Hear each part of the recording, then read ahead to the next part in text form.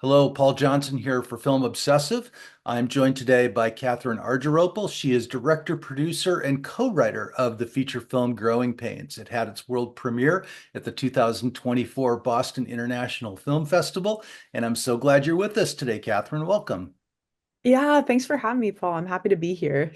Well, I'm eager to talk a little bit about your film, Growing Pains, but I think I'd like to begin by ceding the floor to you to tell your audience here just a little bit about what it is and what it does. Yeah, so Growing Pains is a coming of age drama about two best friends drifting apart in the summer before high school.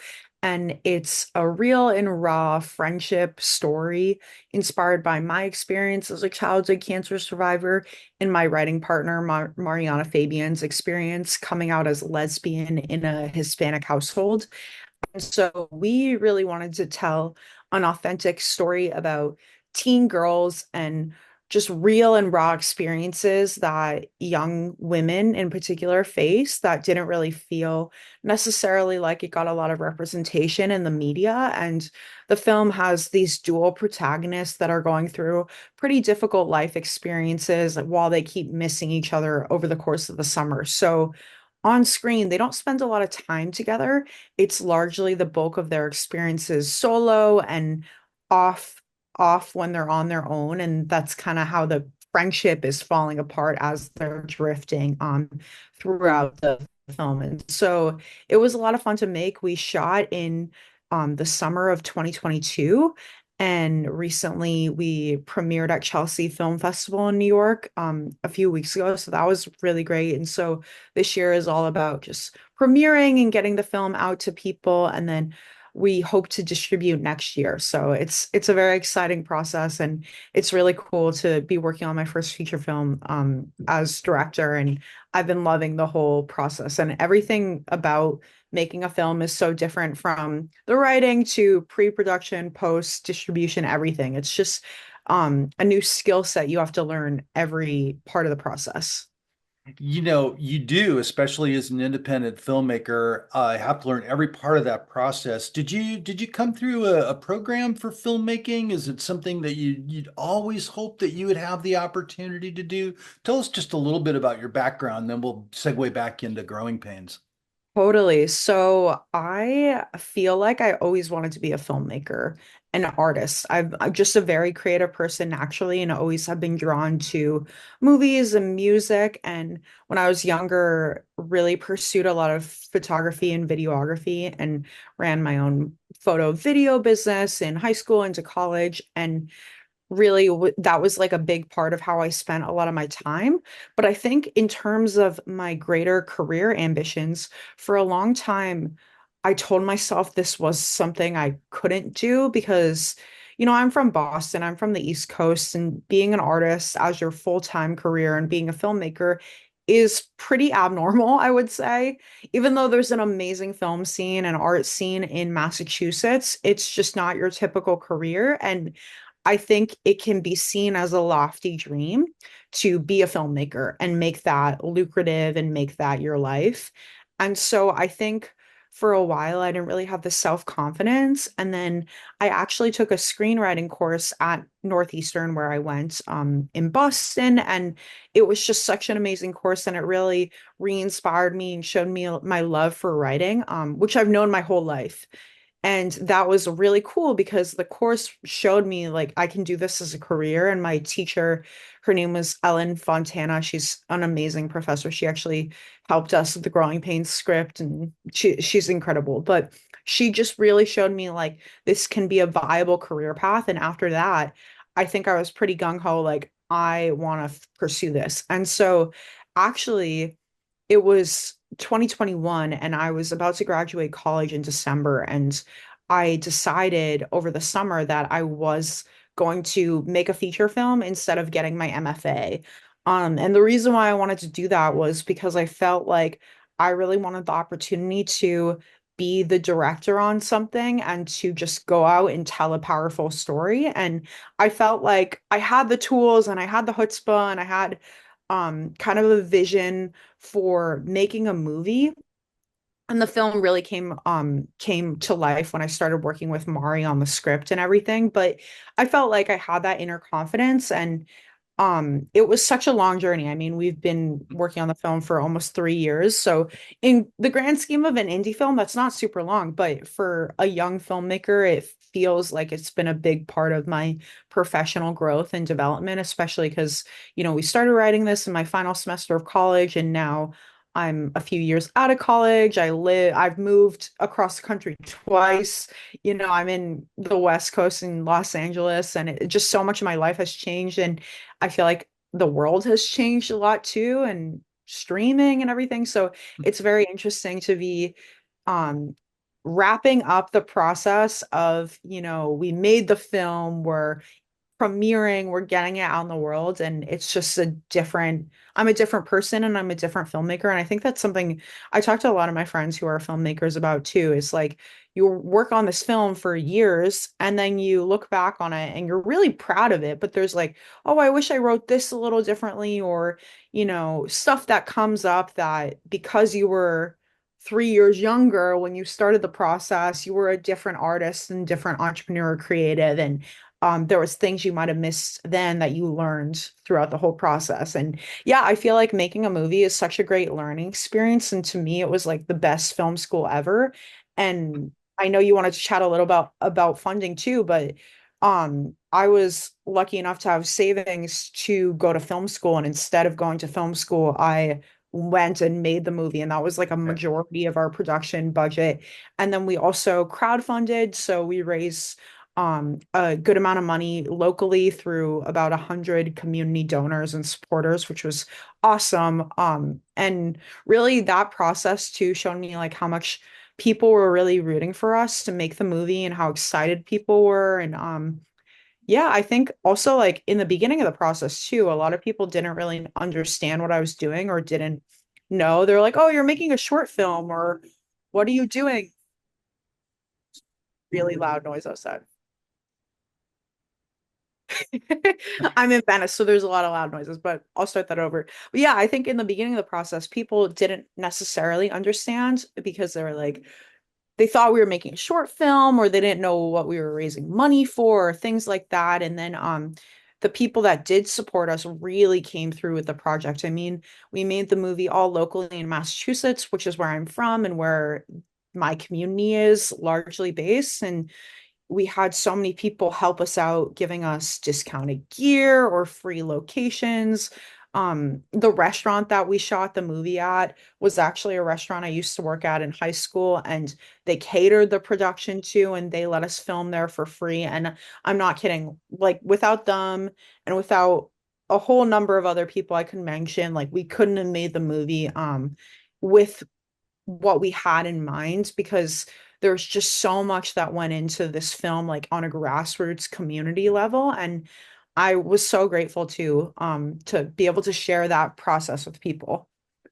As a former academic, I'm retired now. I'm kind of heartened to hear the little sliver of that story that speaks to, being in the classroom and being inspired by a professor. But, I understand too that that gestation process for a full-length feature film, I mean, it's a lot longer than any academic semester, and it Mm. is a huge project to commit to. And so congratulations to you for that and for getting it to this point of completion. Now, like your narrative as it is going to rest little in no small part on the strength of your two leads. You had to know that going in, right? Your characters, Zoe and Nat are on screen, one or the other, I think, every scene in the film, right? Can you talk a little bit about the casting process for those two characters, where you were, what you were thinking about, what you were looking for, and then how you chose the two actors and what it was like working with them? Yeah, it was such a wonderful time working with my actors, especially Molly, who plays Zoe, and Deanna, who plays Nat. They're just really talented and have great attitudes and brought a lot of themselves to the project and were really passionate. And I think when you're working on an indie passion project. You as the director are the leader of that passion and you have so much excitement. But what's so beautiful is to see people on your team also share that excitement and that belief in you and the story, because that really is what brings everything together and has the magic of filmmaking and makes it really special. And so yeah, like I said, the film was super grassroots. So it was really me and Mari, my writing partner, doing so much of what would occupy a way bigger team in a traditional blockbuster or even like on a $1 million indie film because we're not close to that budget range. And so we essentially did all the casting ourselves. We didn't have a casting director. And so we posted the casting call on Backstage and we ended up getting, I think, only one submission for Nat, and that was Deanna. And she was just blew it out of the park. Like we knew she was it from the moment we saw her tape. And it was very early on. And when we posted the call, and I think we closed the casting call for Nat because we were like, we don't need to see anyone else. Like, when you know you have someone really talented and you've kind of struck gold with something, you're like, nah, I know. And also it was really interesting because the way that we casted too for the two leads were we had them read for two different scenes that showed a range of emotional like range, I would say, to use that word twice. But yeah, to show the emotional range of the character. And, the film is very dramatic and heavy and raw. So we wanted people for actors who could emote and kind of tap into that side of themselves that they could really express through the character and bring that authenticity to screen. And so yeah, Deanna just blew us away. And for finding Molly, that was actually really hard to cast Zoe because Zoe's requirements for her character are a bit nicher. In that, first off, we were big, Mari and I, on casting authentically. So we wanted to cast teens to play teens. We really didn't like this movement in the industry that's casting 25 to 30-year-olds play teens because that feels like really harmful representation that we are trying to prevent against. It also feels like it lends toxic just ways to view women when it comes to over sexualizing or over dramatizing. And that was something we weren't comfortable about. So, basis of us casting the majority of the characters were they had to be the appropriate age range. Um, and her character is a rower. So we needed an actor who knew how to row. And I consulted with a friend of mine who came on as the rowing safety and logistics coordinator. And their name is Clara Babbitt Ward, and Clara told me you have to have a rower. It would be a huge safety issue, and you couldn't have real rowing, even if they're the coxswain who's not rowing, because they would be steering the boat. It would just be a whole nightmare. So we needed a rower for Zoe, and then we also for her character, she's a childhood cancer survivor, and that was inspired by my experience. So she has a big scar across her stomach, and that's something that really was a crux for the character in that it shaped how I grew up and how I developed my mental health and body image kind of around that Mhm. scar and having a lot of dysmorphia, and it was a huge part of the character. And so when we were casting, I was like, I'm just gonna have to special effects make a bit. Like I just didn't see a world where I could possibly get someone who could empathize or represent or in any way. But it was hard to find rowers because rowing is a very big time commitment, acting is a Yep. big time commitment. So I had to get very creative and I ended up posting in a bunch of Facebook groups. So I posted in my town's Facebook group that was connected to the town next door to us from growing up, and they have a dual rowing team. And so I said, "Hey, I'm making a movie. It has a rowing storyline. I'm an alumni of this school in Massachusetts, and we're looking for extras to fill the boats or a lead." And so I posted it and I ended up getting an email a few days later from Molly, who turns out to be our lead actor. And she sent me this really sweet message just being like, I was really blown away by your casting call, and so many people sent it to me because I really identify. And I had a tumor when I was younger and actually have the same scar as your character. And I have the same drama teacher as you did, and I'm from the town next door to you. And it would be an honor to have the opportunity to read for the character. And it was so sweet That's too because amazing. That is she just didn't, that's yeah, it was amazing. I so mean, you have sweet. like the tiniest sliver of Venn diagram that this girl resides in, right?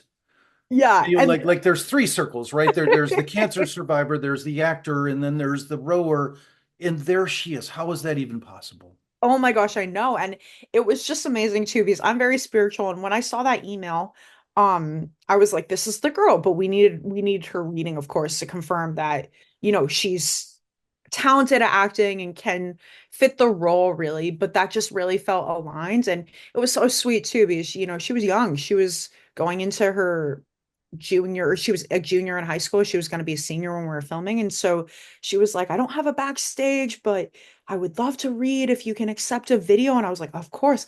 And so she sent me two great readings, and it was just like it. And she ended up working with our drama teacher on it too, which he like shepherded her through the process. And it was just amazing to be able to, for me as director and as a survivor, to collaborate with someone who could empathize with the medical background. And while she didn't have cancer, the disability representation in terms of like having someone who had that scar for real was so special. And she's so talented too, and she theatrically was a theater actor, and she had never acted on screen before, and that was a big learning curve for a lot of our actors because a majority of our cast were kids, so many of them were drama kids and theater actors, but they never acted on screen. And so it was like a lot of people's first time acting for the camera.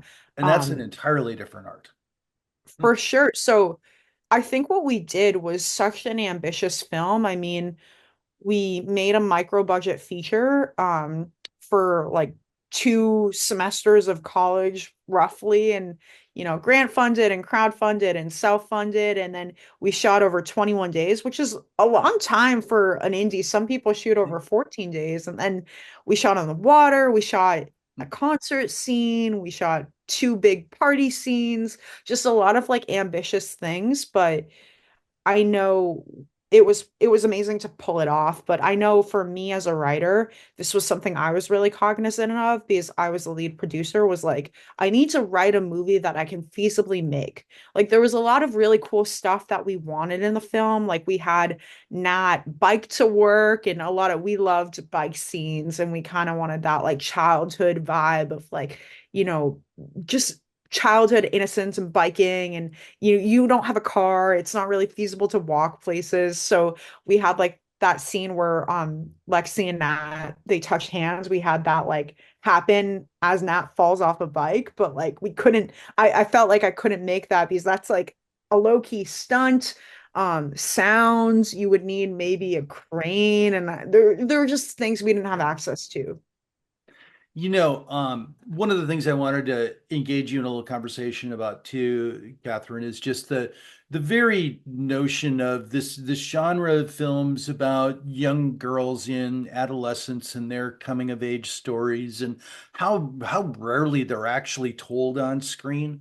There've been a few more, I think, in recent years, but like historically, these kinds of films get like frequently mislabeled as comedies if they get made at all. And I'd just like to hear you talk a little bit about your ambitions in, telling a sincere and honest story about some of the trauma and turbulence that young girls specifically face in this day and age. For sure. And I don't think it's specific to young girls. I think it's teens and kids in general can feel like they go through a lot of highs and lows, and it's kind of a roller coaster in that you're growing and going through puberty and learning more about yourself. But also, I was really struck when I was growing up by the fact that I grew up in a small town, and there was about 250 kids in my grade, and we all came from what I thought was similar backgrounds, but not at all too, because I was really amazed by the fact that I could be going through something really difficult and completely different from my best friend.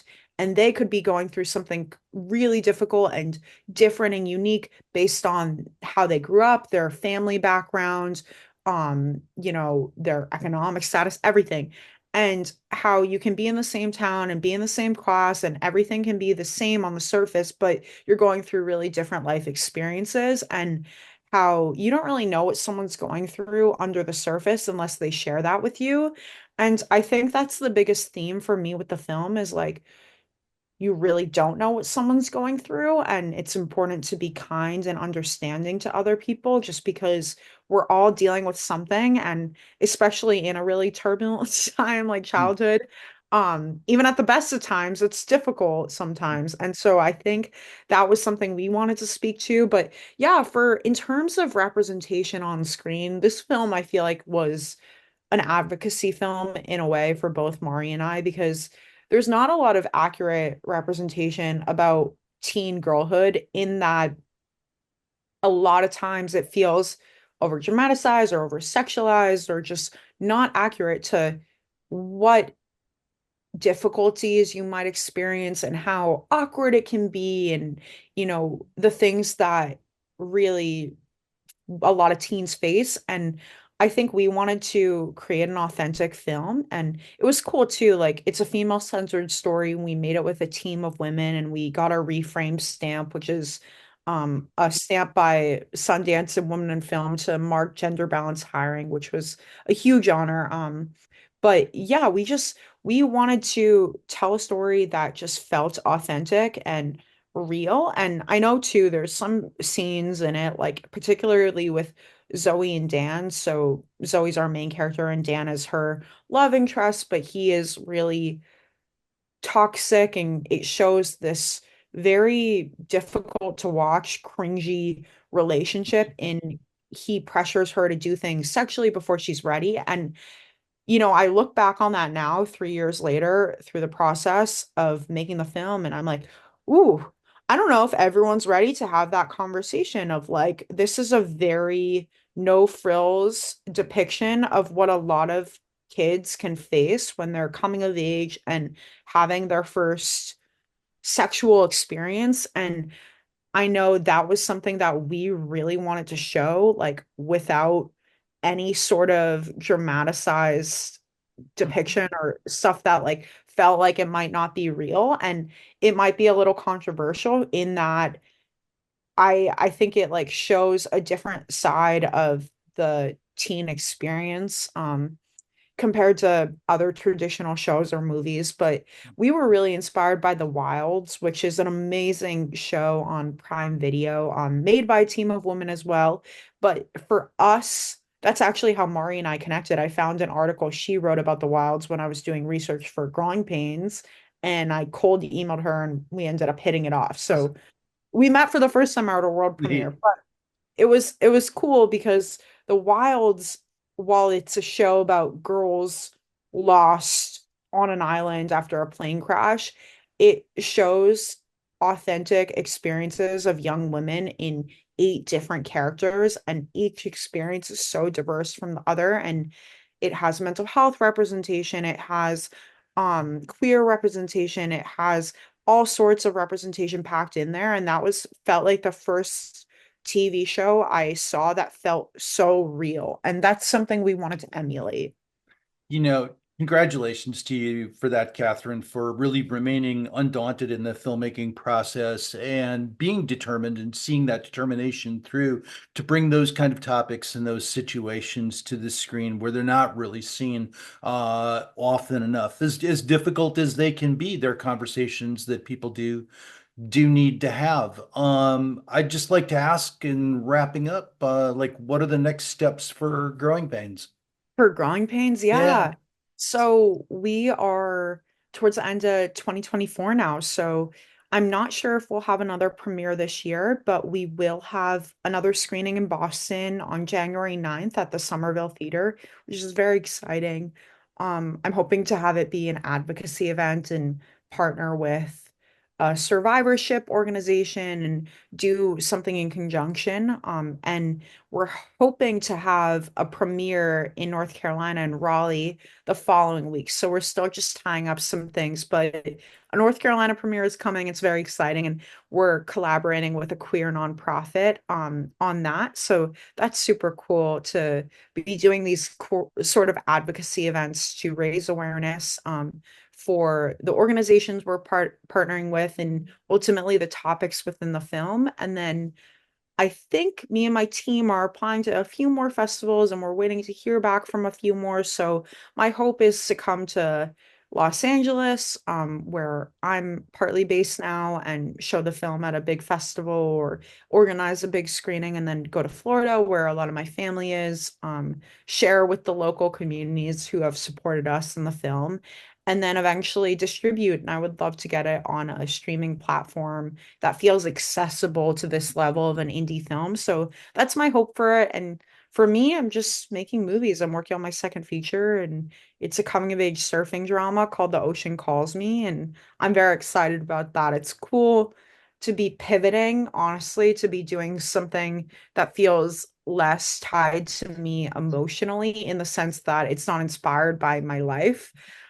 Because that is a whole different aspect of making something when it's very vulnerable and very personal that I could talk to you about for ages too. It's a whole different beast than making a movie in general. So Well, yeah, I hope a year or two from now we get that opportunity to have that conversation about that film too, Catherine. yeah, I love Listen, that. I'll just conclude by saying best of luck to you with Growing Pains as it continues its festival run, as you look forward to more screenings and hopefully to a streaming deal in the future.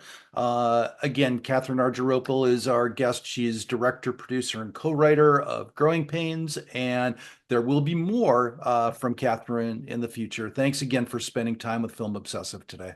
Yeah, thanks, Paul. I'm really excited to collaborate with you in Film Obsessive. You're a great organization. Thank you.